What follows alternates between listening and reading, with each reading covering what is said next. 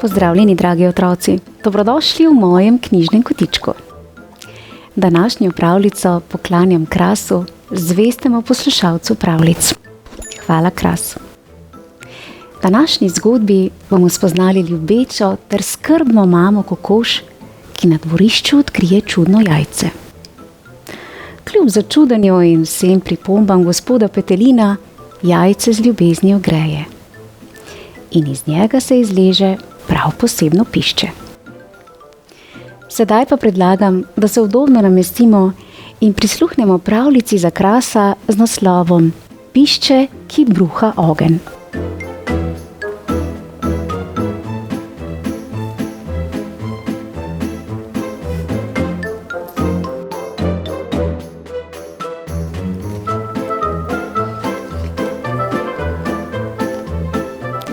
Vse se je začelo na dvorišču pod velikim kostanjem. Kokoš je našla jajce in začela valiti. To je bilo vijoličasto jajce. Njegova lupina je bila topla in v zraku je bil vonj po zažganem. Ena stvar pa je bila gotova. Pišče se bo kmalu izleglo. Minilo je nekaj tednov. Pišče je pokukalo ven iz jajčne lupine.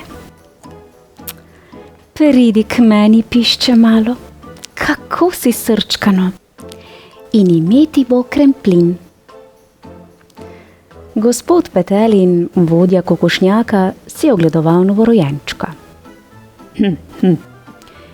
To ni piščanec, to je pišče. Mu je v besedo skočila kokoš in ga prekinila. Pridi, pišče moje, greva kljuvat zrna. Kremplin je poskušal kljuniti nekaj zrn žita, a brez kljuna in z velikim nosom je bilo to precej zapleteno.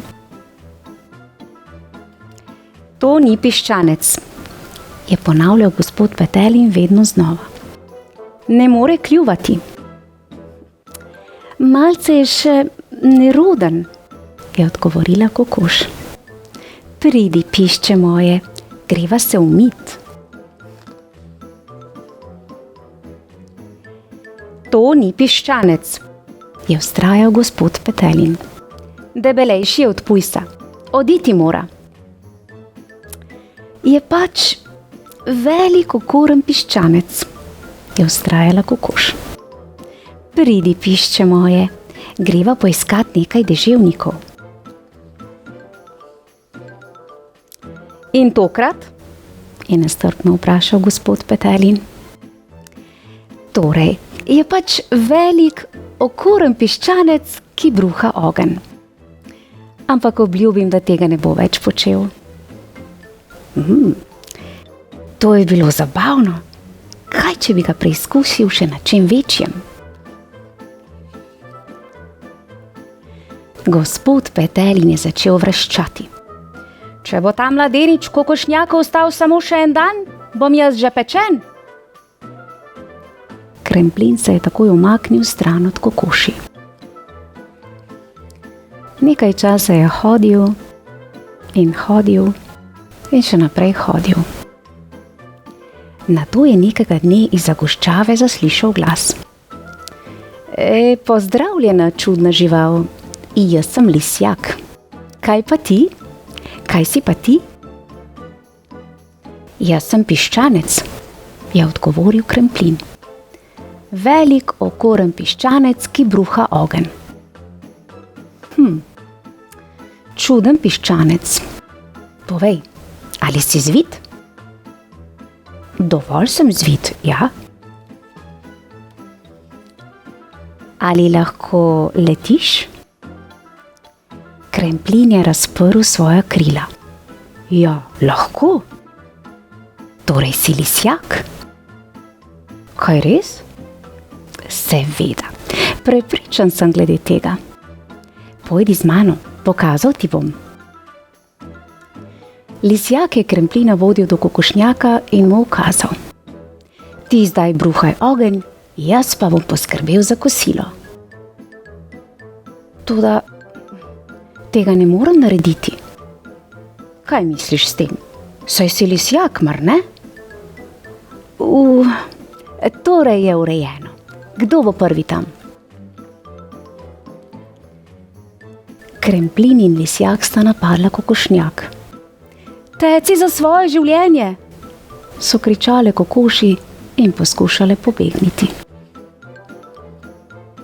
Dovolj, je nenadoma ukazala mama kokoš. Kremplin, pišče moje, jaz sem, tvoja mama, ubogaj. Lisjak se je vmešal. Sej ni piščanec, on je lisjak in prišel je z menoj. On je piščanec, je vztrajala mama kokoš.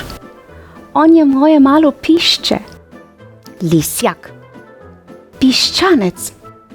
Dovolj, je zavpil gospod Petelin in posegal v prepir. To je trajalo dovolj dolgo. Poglej se in videl boš, kaj si. Kremplin je poskočil od presenečenja, ko je zagledal svoj odsev. Ni bil namreč ne piščanec in ne lisjak. Obrnil se je okrog in obtožujoče rekel: lagal si mi. Nato je dahnil lisjaka. Ti raje pojdi domov. Potem se je obrnil k kokoši. Kar pa se tebe tiče, te nočem več videti. Kremplin se je obrnil in odkorakal stran. Pišče moje, je rekla kokoš in ga poskušala zadržati. Toda Kremplin se ni dal omehčati. Potem je poskusila še enkrat. Moj zmaj. Ob teh besedah se je zmaj za hip ustavil. Kokoš se mu je približala. Saj se boš vrnil, kaj ne? Mogoče. In čez nekaj mesecev čudovita zgodba, kaj ne? Mama kokoš je pokazala, kaj pomeni prava ljubezen. Ljubezen, ki ne obsoja videza, sposobnosti ali pričakovanj.